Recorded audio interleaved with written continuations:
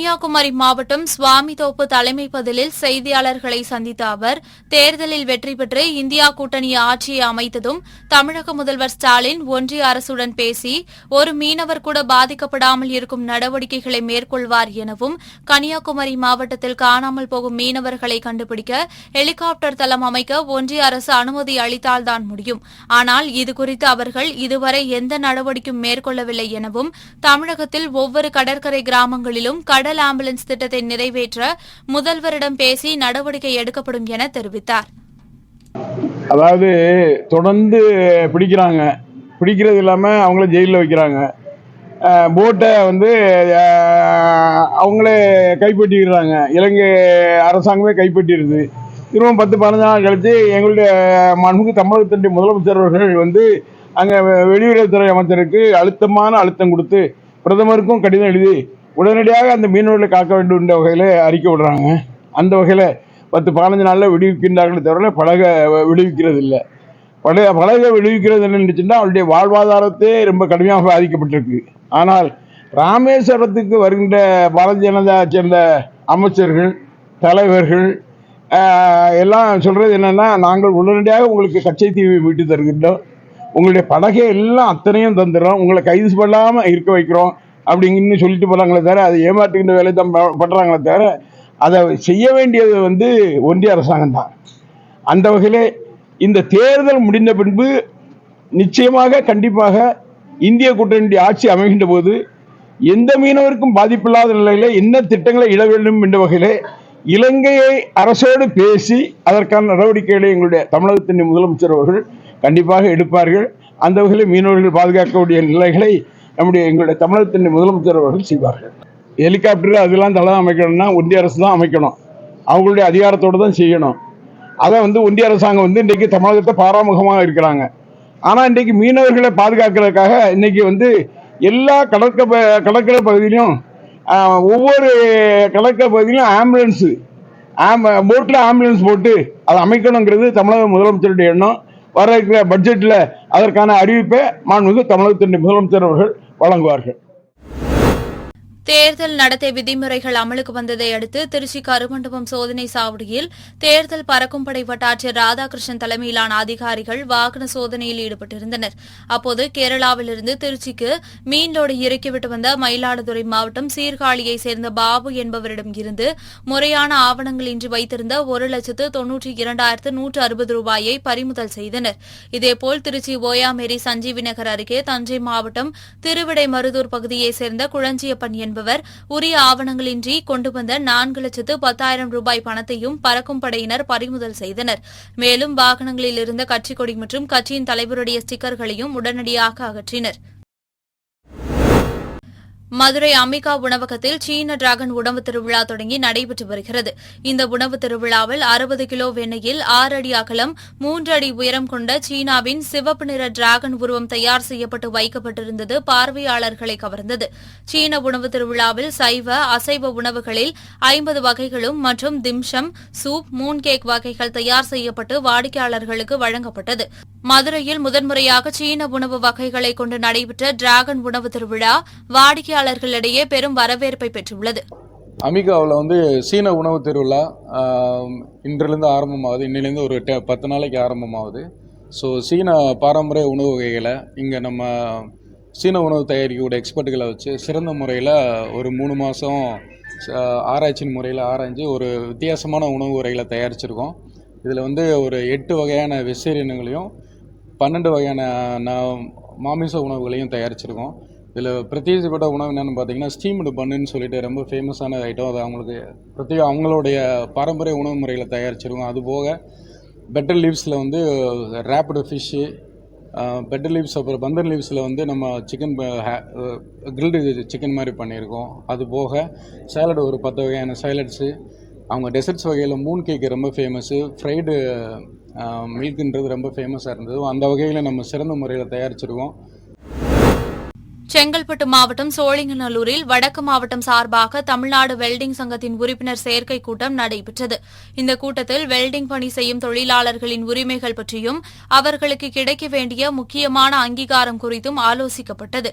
மேலும் பாண்டிச்சேரி உள்பட தமிழ்நாடு முழுவதும் பல்வேறு மாவட்டங்களில் இருந்து வெல்டிங் தொழில் சிறு தொழிலாளர்களை ஒன்றிணைத்து உறுப்பினராக்கி சங்கத்தில் அவர்களுக்கு தேவையான உரிமைகளை பெற்றுத்தர உறுப்பினர் சேர்க்கை நடைபெற்றது. இக்கூட்டத்தில் சிறப்பு விருந்தினராக டைமண்ட் இன்ஜினியரிங் குழுமத்தின் நிறுவனர் தொழிலதிபர் மோகன்ராஜ் கலந்து கொண்டு விவசாயிகளின் வெள்ளியின் சங்கத்தினர் கொடியேற்றி வைத்து சிறப்புரையாற்றினர். தேர்தல் நடத்தை விதிமுறைகள் அமலுக்கு வந்ததை தொடர்ந்து புதுச்சேரி சட்டமன்றத்தில் அமைச்சர்கள், சட்டமன்ற உறுப்பினர்கள், வாரிய தலைவர்கள் வழங்கப்பட்ட கார்களை ஒப்படைக்க வேண்டும் என பேரவைச் செயலர் அறிவுறுத்தியுள்ளார். இதனைத் தொடர்ந்து அமைச்சர்கள் மற்றும் சட்டமன்ற உறுப்பினர்கள் அரசு வழங்கிய வாகனத்தை புதுச்சேரி சட்டப்பேரவைக்கு கொண்டு வந்து ஒப்படைத்து வருகின்றனர். திருவள்ளூர் மாவட்டம் பெரியபாளையம் அருகே வடமுதுரை ஊராட்சி அமைந்துள்ளது. இந்த ஊராட்சியில் சுமார் 1000க்கும் மேற்பட்ட குடும்பங்கள் வசித்து வருகின்றனர். இங்குள்ள கிராமங்கள் ABC என வகைப்படுத்தப்பட்டிருந்தன. இந்நிலையில் கடந்த சில வருடங்களாக வடமுதுரை கிராமம் என்பது எர்ணாகுப்பம் என வருவாய்த்துறை ஆவணங்களில் மாற்றம் செய்யப்பட்டுள்ளது. இதுகுறித்து பலமுறை முறையிட்டும் எந்த நடவடிக்கையும் எடுக்காததால் 100க்கும் மேற்பட்டோர் கிராம நிர்வாக அலுவலர் அலுவலகத்தை முற்றுகையிட்டு போராட்டம் நடத்தினர். மேலும் தங்களது ஊரை காணவில்லை என குற்றம் சாட்டிய அவர்கள் அரசு உரிய நடவடிக்கை எடுக்காவிடில் தேர்தலை புறக்கணிப்போம் எனவும் தெரிவித்தனர். ஊர் வடமதுரை கிராமம்னு இருந்தது. ஒரு 20 வருஷத்துக்கு ஆண்டுக்கு முன்னாடி வடமதுரை பின்னு ABCன்னு 3 கிராமமாக பிரிச்சாங்க. பெரிய கிராமம் 12 குட்கிராமத்தில். அப்போ எங்கள் ஊர் வடமதுரை கிராமன்றது டோட்டலாக மாறி எர்ணாகுப்பம்னு இருக்குது. அது நாங்கள் பட்டா போய் இன்டர்நெட்டில் போட்டு எடுத்தோம்னாக்கா, நெட்டில் போட்டோம்னாக்கா எர்ணாகுப்பம்னு இருக்கிறதுனால எங்களுக்கு லோனுக்குன்னு எது ஒன்றுமே கிடைக்கல. இந்த பிள்ளைங்களுக்கு வேலைக்கு போனாலும் எந்த இன்ட்ரிக்கு போனாலும் பாஸ் ஆக முடியல. எந்த பிள்ளைங்களும் சர்டிஃபிகேட் எடுத்து போய் ஆதார் கார்டில் வடமதுரைன்னு இருக்குது. ஆனால் எர்ணாகுப்பம் இருக்கிறதுனால பிள்ளைங்களுக்கு எந்த வேலையும் கிடைக்க வாய்ப்பு இல்லை. எங்கள் நிலமே எடுத்துமே விற்கிறதுக்கு போனாலும் கஷ்டத்துக்கு விற்க முடியல. நெட்டில் அந்த டேட்டில் எடுத்த உடனே பட்டா எர்ணாகுப்பம்னு காட்டுறதுனால எங்கள் நிலத்தையும் விற்க முடியாத அவல நிலம் உருவாகி போச்சு. இது நான் 15 ஆண்டு காலமாக கலெக்டரேட்டில் வீரராகவர் ஐயா காலத்திலேருந்து மனு கொடுத்து தொடர்ச்சியாக பேசியிருக்கிறேன். இந்த போன மாதம் கூட 28ஆம் தேதி பயங்கரமாக நான் கத்தி சத்தம் போட்டேன் ஊரை காணவில்லைன்னு. பிடிஓ அரங்கத்தை விட்டு வெளியே போயான்னு கலெக்டர் ஐயா வெளியே அனுப்பிச்சி விட்டார். அப்பவும் எந்த நடவடிக்கையும் இல்லை. இது என்ன பின்னணினால் எங்கள் ஊருக்கு காணாமல் போகிறதுக்கு காரணம் எங்களால் அதை கண்டுபிடிக்க முடியல. எங்கள் ஊர் இளைஞர் பசங்க வேலைக்கு போக முடியாத காரணத்தினால மொத்த பேரும் கட்டுக்கோப்பாக பேசி ஊர் எங்களுக்கு தெரிஞ்சு ஆகணுன்ற ஒரு கட்டுக்கோப்பில் முற்றுகை போராட்டம் அறிவித்து நோட்டீஸ் ஓட்டு போகிறதுக்கு தேர்தலை புறக்கணிக்கிறதுக்கு தயாராகிட்டோம். ஏன்னா எங்களுக்கு ஊரே இல்லாதவங்க நாங்கள் ஏன் ஓட்டு போடணும்? எவனோ வர்றதுக்கு நாங்கள் ஏன் கஷ்டப்படணும்? இது மக்கள் ஆட்சியா இல்லை மன்னர் ஆட்சியான்னு எங்களுக்கு தெரியவே இல்லை. நாங்கள் எங்கே போய் முட்டி பார்த்தாலும் எங்களை மிரட்டு தான் வராங்க. என் ஊரை காப்பாற்றுறதுக்கு எந்த அதிகாரி முன்னும் வரல. எங்களுக்கு அது மன உரைச்சல் அதிகம். எங்கள் ஊருக்காரங்க எல்லாமே என் வரைக்கும் ஒரு லோன் சேங்ஷன் ஆகி கேன்சல் ஆகி போச்சு. என்னால் அது மனசு தாங்கிக்க முடியல. இன்றைக்கி ஒரு 20 நாளாக தூக்கமே இல்லை. என் மனத்துக்கு என் ஊரே இன்றைக்கி ஊருக்கு இல்லாததுனால நாங்கள் ஒரு அகதி மாதிரியே உருவாகி போயிட்டோம். எங்களுடைய உரிமையை கேட்கறதுக்கு எந்த போலீஸ் எங்களை தடுக்கிறதுக்கு என்ன அதிகாரம் இருக்குது? நான் ரோட்டில் மடக்கிறேன்னா இல்லை வண்டியை மாட எதனா தாராது பண்ணுறோமா? நாங்கள் சத்தியாகிரகம் பண்ணுறோம். நாங்கள் எங்கள் ஊரில் உட்காந்துக்கிறோம், பட்டினா சாகிறோம். எங்களையும் நீ புறக்கணிக்கிற. நாங்கள் ஓட்டு போட மாட்டேன் ஐயா. தேர்தல் நடத்தை விதிமுறைகள் அமலுக்கு வந்ததை அடுத்து அரியலூரில் பொதுமக்கள் குறைதீர்க்கும் நாள் கூட்டம் நடைபெறாத காரணத்தால் தமிழ்நாடு சுற்றுலா வாகன ஓட்டுநர்கள் நலசங்கம் சார்பில் ஓட்டுநர்கள் அனுமதி பெற்று அரியலூர் மாவட்ட ஆட்சியரை சந்தித்து மனு அளித்தனர். அந்த மனுவில் நடைபெறவுள்ள நாடாளுமன்ற தேர்தல் பணிகளுக்கு வாடகை பயன்பாட்டு வாகனங்களை மட்டும் பயன்படுத்தி ஓட்டுநர்கள் மற்றும் வாடகை வாகன உரிமையாளர்களின் வாழ்வாதாரத்திற்கு வழிவகை செய்து உதவிட வேண்டும் என தெரிவித்திருந்தனர். சேலம் மாவட்டம் ஆத்தூர் நகர பகுதியில் பிளாஸ்டிக் பொருட்களை விற்பனை தடுக்கும் பொருட்டு நகராட்சி சுகாதார அதிகாரிகள் ஆய்வுப் பணியில் ஈடுபட்டு வருகின்றனர். இந்நிலையில் சாரதா ரவுண்டானா பகுதியில் வாகன சோதனையில் ஈடுபட்ட அதிகாரிகள் பாண்டிச்சேரியிலிருந்து ஆத்தூருக்கு பார்சல் ஏற்றி வந்த லாரியை சோதனை செய்தபோது 1 லட்சம் ரூபாய் மதிப்புள்ள 1 டன் பிளாஸ்டிக் பை இருந்தது கண்டுபிடிக்கப்பட்டது. இதனையடுத்து அவற்றை பறிமுதல் செய்து பிளாஸ்டிக் பை ஏற்றி வந்த லாரியின் உரிமையாளர்களுக்கு 50,000 ரூபாய் அபராதம் விதித்து விசாரணை மேற்கொண்டு வருகின்றனர். நாகப்பட்டினம் மாவட்டம் கீழ்வேளூரில் உள்ள மாடர்ன் கல்விக் குழுமத்தின் பிரபாகர் நினைவு மழலையர் துவக்கப்பள்ளியின் 48வது விழா பள்ளி வளாகத்தில் மாடர்ன் கல்விக் குழுமத்தின் தலைவர் பழனிவேல் தலைமையில் நடைபெற்றது. இதில் பள்ளிக் குழந்தைகளின் கண்கவர் கலை நிகழ்ச்சிகள், பாட்டு, பட்டிமன்றம், வில்லுப்பாட்டு என பல்வேறு விளையாட்டுப் போட்டிகள் நடத்தப்பட்டது. விழாவில் மாவட்ட கூடுதல் காவல் கண்காணிப்பாளர் லலித்குமார் கலந்து கொண்டு முதல் மதிப்பெண் மற்றும் விளையாட்டுப் போட்டிகளில் வெற்றி பெற்ற மாணவர்களுக்கு கேடயமும் சான்றிதழ்களையும் வழங்கினார். கள்ளக்குறிச்சியில் தமிழ்நாடு பட்டாசு வணிகர்கள் கூட்டமைப்பின் 15வது மாநில செயற்குழு கூட்டம் வெற்றி கூட்டரங்கில் நடைபெற்றது. கூட்டத்தில் பட்டாசு கடை உரிமங்கள் 5 ஆண்டுகளுக்கு புதுப்பித்து வழங்க வேண்டும், நிரந்தர விண்ணப்பங்கள் 90 நாட்களுக்குள் புதுப்பித்து வழங்க வேண்டும், பட்டாசு கடைகளுக்கு வெடிபொருள் சட்டத்தை மீறிய நிபந்தனைகளை விதிக்கக்கூடாது, ஆன்லைன் விற்பனை தடையை அமல்படுத்த வேண்டும் என்பன உள்ளிட்ட பல்வேறு தீர்மானங்கள் நிறைவேற்றப்பட்டன. நாடாளுமன்ற தேர்தல் தேதி அறிவிக்கப்பட்ட நிலையில் செங்கல்பட்டு மாவட்டம் திருப்போரூர் தொகுதிக்கு உட்பட்ட பல்வேறு இடங்களில் கட்சி சார்ந்த பெயர் பலகைகள் மறைப்பது, சுவர் விளம்பரங்களை வண்ணம் தீட்டி அளிப்பது, முக்கிய அரசியல் தலைவர்கள் கல்வெட்டு சிலை பெயர் பலகை மறைப்பது போன்ற செயல்களில் திருப்போரூர் பேரூராட்சி நிர்வாகம் செயல்படுத்தி வருகின்றனர். இந்நிலையில் திருப்போரூர் வருவாய்த்துறையினர் திருப்போரூர் சட்டமன்ற அலுவலகத்தை பூட்டி சீல் வைத்து அங்குள்ள கல்வெட்டு பெயர் பலகைகளை மறைத்துள்ளனர். விருதுநகர் மாவட்டம் ராஜபாளையம் பெரிய மாரியம்மன் கோயில் முன்பு வேளாண் அதிகாரி மாரிமுத்து மற்றும் போலீசார் அடங்கிய தேர்தல் பறக்கும் படையினர் வாகன சோதனையில் ஈடுபட்டனர். அப்போது அவ்வழியே வந்த மினி சரக்கு வாகனத்தை நிறுத்தி சோதனையிட்டபோது ரூபாய் 1.54 லட்சம் பணம் கொண்டு வந்தது தெரியவந்தது. இதுகுறித்து ஓட்டுநர் ஜோசப் ராஜாவிடம் விசாரித்தபோது திருப்பூரிலிருந்து பிராய்லர் கோழிகளை ஏற்றிக்கொண்டு தென்காசி மாவட்டம் கடையநல்லூரில் இறக்கிவிட்டு திரும்புவதாக தெரிவித்துள்ளார். ஆனால் ரூபாய் 1.54 லட்சம் பணத்திற்கு உரிய ஆவணங்கள் இல்லாததால் பணத்தை பறிமுதல் செய்த பறக்கும் படை அதிகாரிகள் வட்டாட்சியர் ஜெயபாண்டியிடம் ஒப்படைத்தனர். சிவகங்கை மாவட்டம் காரைக்குடி பழைய பேருந்து நிலையம், மருதுபாண்டியர் நகர், 100 அடி ரோடு ஆகிய பகுதிகளில் திமுக தலைமை கழக பேச்சாளர் கோவிந்தன் கையில் உடுக்கையோடு செவ்வாடை அணிந்து கொண்டு வித்தியாசமான முறையில் பிரச்சாரம் மேற்கொண்டார். அப்போது கேஸ், பெட்ரோல், டீசல் என பல்வேறு விலைவாசி உயர்வுகளுக்கு காரணமாக இருக்கும் மோடி மீண்டும் ஆட்சிக்கு வரக்கூடாது, அதை தடுக்கும் சக்திதான் நமது முதல்வர் மு.க.ஸ்டாலின், எனவே மக்கள் திமுக ஆட்சியை சிந்தித்து வாக்களிக்க வேண்டும் என வீதி வீதியாக சென்று வித்தியாசமாக பிரச்சாரம் செய்தார். தமிழ்நாடு வணிகர் சங்கங்களின் பேரமைப்பின் சேலம் மண்டல கூட்டம் சீலநாயக்கன்பட்டியில் மாநில தலைவர் விக்ரமராஜா தலைமையில் நடைபெற்றது. இந்த கூட்டத்தில் நாடு முழுவதும் தேர்தல் நடத்திய விதிகள் அமலில் உள்ள நிலையில் வணிகர்கள் குறைந்தபட்சமாக 2 லட்சம் ரூபாயை பண பரிவர்த்தனைக்கு எடுத்து செல்ல அனுமதி அளிக்க வேண்டும் என்பது உள்ளிட்ட 10 அம்ச கோரிக்கைகளை தீர்மானங்களாக நிறைவேற்றப்பட்டது.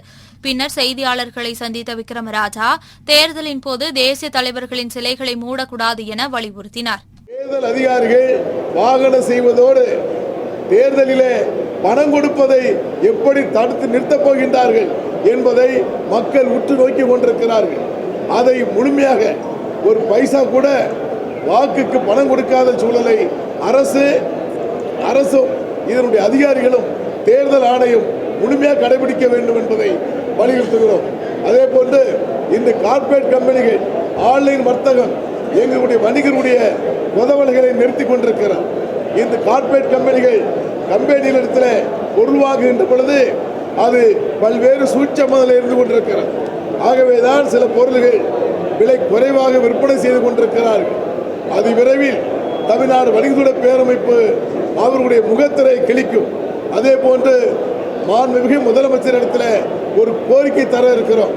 குறிப்பாக சாமானிய வணிகர்களை பாதுகாப்பதற்கு கார்ப்பரேட் கம்பெனிகளுக்கு சட்டத்திட்டங்களை நடைமுறைப்படுத்த வேண்டும் என்பதை கோரிக்கையாக வலியுறுத்த இருக்கிறோம். இந்த மாநாட்டில் பிரகடன தீர்மானத்தில் வணிகர்களுக்கு முழு பாதுகாப்பு சட்டம் வேண்டும் என்பதை தமிழ்நாடு வணிகத்துறை பேரமைப்பு வலியுறுத்த இருக்கிறது. தேனி மாவட்டம் தேவாரம் அருகே உள்ள எரணம்பட்டி பள்ளிவாசல் தெருவை சேர்ந்தவர் முஸ்டாக் அகமது. திருச்சியில் உள்ள தனியார் கல்லூரியில் பிகாம் 2ஆம் வருடம் படித்து வந்தார். இவர் சின்னமனூர் அருகே உள்ள கரச்சிப்பட்டி தமிழ்நாடு வீட்டு வசதி வாரியத்தின் குடியிருப்பில் வசித்து வரும் காஜா மைதீன் என்பவரது மகளை காதலித்து வந்ததாக கூறப்படுகிறது. அதில் முஸ்டாக் அகமது அடிக்கடி தனது காதலின் வீட்டிற்கு வந்து சென்று கொண்டிருந்த நிலையில் தற்போது காதலின் வீட்டிற்கு வந்த அவர் அங்குள்ள 3வது மாடியில் மர்மமான முறையில் தூக்கில் பிணமாக தொங்கியுள்ளார். பின்னர் பின்னர் இதுகுறித்து அக்கம் பக்கத்தினர் அளித்த தகவலின் பெயரில் சம்பவ இடத்திற்கு வந்த காவல்துறையினர் முஸ்டாக் அகமது உடலை கைப்பற்றி பிரேத பரிசோதனைக்காக தேனி அரசு மருத்துவக் கல்லூரி மருத்துவமனைக்கு அனுப்பி வைத்தனர். மேலும் போடிநாயக்கனூர் துணை கண்காணிப்பாளர் பெரியசாமி தலைமையில் ஓடைப்பட்டி போலீசார் இதுகுறித்து வழக்கு பதிவு செய்து இது கொலையா தற்கொலையா என்ற கோணத்தில் விசாரணை மேற்கொண்டு வருகின்றனர். சென்னை தண்டையார்பேட்டை அம்மணி அம்மன் கோவில் தெருப்பகுதியில் வசித்து வருபவர் விக்னேஷ். இவர் தனது வீட்டின் அருகே சென்று கொண்டிருந்தபோது அங்கு போதையில் வந்த ஆகாஷ் மற்றும் தினேஷ் ராஜா இருவரும் விக்னேஷிடம் பணம் கேட்டு மிரட்டியுள்ளனர். ஆனால் விக்னேஷ் பணம் தர மறுத்ததால் அவர்கள் விக்னேஷை தாக்கியும் கத்தியை காட்டி மிரட்டியும் பணத்தை பறித்து சென்றுள்ளனர். இதனையடுத்து விக்னேஷ் அளித்த புகாரின் பேரில் வழக்கு பதிவு செய்த புது வண்ணாரப்பேட்டை போலீசார் போதையில் அதே பகுதியில் தலைகால் தெரியாமல் சுற்றித் திரிந்து கொண்டிருந்த இருவரையும் கைது செய்து நீதிமன்ற ஆஜருக்கு பின் சிறையில் அடைத்தனர். விருதுநகர் ஆமத்தூர் தனியார் கல்லூரி அருகே தேர்தல் பறக்கும் படை அதிகாரி பாஸ்கரன் தலைமையில் சிவகாசியிலிருந்து விருதுநகர் நோக்கி வரும் வாகனங்களை சோதனை செய்தனர். அப்போது சிவகாசி பள்ளப்பட்டியைச் சேர்ந்த மகேந்திரா கார் கம்பெனி டீலரான மதின்மன் என்பவர் சிவகாசியில் பணத்தை வசூல் செய்து காரைக்குடியில் உள்ள அலுவலகத்தில் செலுத்துவதற்காக காரில் வந்தபோது தேர்தல் பறக்கும் படை அதிகாரிகள் காரை சோதனை செய்தனர். பின்னர் காரில் உரிய ஆவணங்கள் இன்றி எடுத்துச் செல்லப்பட்ட 1,90,000 ரூபாயை பறிமுதல் செய்தனர். அதனைத் தொடர்ந்து பறிமுதல் செய்த பணத்தை விருதுநகர் வருவாய் வட்டாட்சியர் மகேஸ்வரியிடம் ஒப்படைத்துவிட்டு விசாரணை மேற்கொண்டு வருகின்றனர். திருச்சி மாவட்டத்தில் வாரந்தோறும் திங்கட்கிழமை நடைபெறும் மக்கள் குறைதீர் கூட்டம், மாதந்தோறும் நடைபெறும் விவசாய குறைதீர் கூட்டம் உள்ளிட்ட அனைத்து துறை குறைதீர்ப்பு கூட்டங்களும் தேர்தல் நடவடிக்கை முடியும் வரை நடைபெறாது என மாவட்ட ஆட்சியர் பிரதீப்குமார் தெரிவித்துள்ளார். மேலும் பொதுமக்கள் தங்கள் குறைகளை மாவட்ட ஆட்சியரிடம் தெரிவிக்கும் வகையில் அலுவலகத்தில் உள்ள மனு பெட்டிகள் மனுக்களை எழுதி போடலாம் என தெரிவித்துள்ளார். இதற்கான மனுக்கள் போடுவதற்கான பெட்டியை மாவட்ட ஆட்சியர் அலுவலகத்தில் வைக்கப்பட்டுள்ளது. இந்நிலையில் இன்று மாவட்ட ஆட்சியர் அலுவலகத்திற்கு வந்த பொதுமக்கள் தங்களது கோரிக்கை மனுக்களை மனு பெட்டியில் போட்டு சென்றனர். திருப்பத்தூர் மாவட்ட ஆட்சியர் அலுவலக வாசலிலிருந்து தூய நெஞ்ச கல்லூரி வரை மகளிர் திட்டம் சார்பாக மாவட்ட ஆட்சியர் தர்பகராஜ் தலைமையில் நாடாளுமன்ற தேர்தலில் அனைவரும் 100% வாக்குப்பதிவை செலுத்த வேண்டும் என்கிற கருத்தை வலியுறுத்தி மனித சங்கிலி விழிப்புணர்வு நிகழ்ச்சி நடைபெற்றது. இதில் மகளிர் சுய உதவிக் குழுக்களைச் சேர்ந்த சுமார் 500க்கும் மேற்பட்ட பெண்கள் கலந்து கொண்டு நமது வாக்கு நமது உரிமை, அனைவரும் 100% வாக்கை செலுத்த வேண்டும் என்பது உள்ளிட்ட பல்வேறு வாக்குப்பதிவு குறித்த விழிப்புணர்வு வாசகங்கள் எழுதப்பட்ட பதாகை ஏந்தி கைகோர்த்து நின்றனர். இந்நிகழ்ச்சியில் மகளிர் திட்ட இயக்குநர் பிரியா, அரசு அலுவலர்கள், மகளிர் சுய உதவிக் குழு பெண்கள் என ஏராளமானோர் கலந்து கொண்டனர்.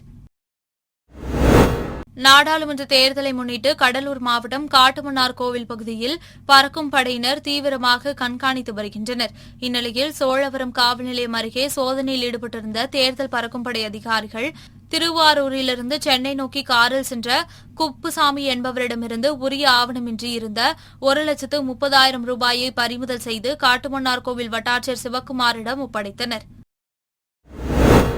நாடாளுமன்ற தேர்தல் நடத்தை விதிகள் அமலுக்கு வந்துள்ளதால் பொதுமக்கள் குறைதீர்க்கும் நாள் கூட்டம், விவசாயிகள் குறைதீர்க்கும் நாள் கூட்டம் நடைபெறாது என்று அரியலூர் மாவட்ட ஆட்சியர் ஆனிமேரி ஸ்வர்ணா அறிவிப்பு வெளியிட்டிருந்தார்.